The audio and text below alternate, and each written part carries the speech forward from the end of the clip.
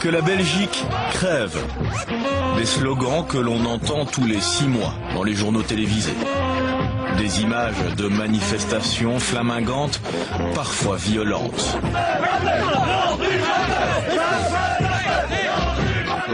Des images qui justifient les enquêtes des grandes chaînes de télévision européennes, qui les poussent à nous demander si la Belgique n'est pas au bord de l'implosion. Qu'est donc devenue la périphérie de la région bruxelloise? Comment y vivent les francophones? Ces derniers mois, les exemples de vexation à l'égard de ces francophones se sont multipliés. Les manifestations, notamment comme ici à Wezenbeek-Oppem, on les trouve le plus souvent dans les communes à facilité. 6 communes un peu particulières autour de Bruxelles, des communes situées en Flandre, mais où les francophones majoritaires ont un certain nombre de facilités linguistiques. Et déjà là, les mesquineries ne sont pas difficiles à trouver.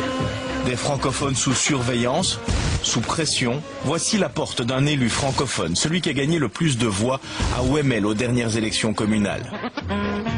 Des gens délicats lui rappellent ici subtilement que Wemmel est en Flandre.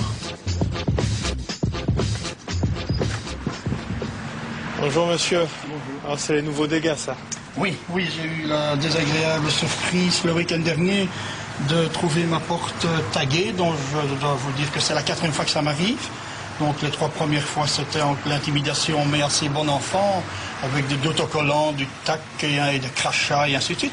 Mais cette fois-ci ils y ont été vraiment pas dans la cuillère et je dois dire que ça m'a quand même choqué au niveau de l'ampleur des dégâts et au niveau du choc psychologique que j'ai eu avec ma fille, parce que c'est ma fille qui a ouvert la porte.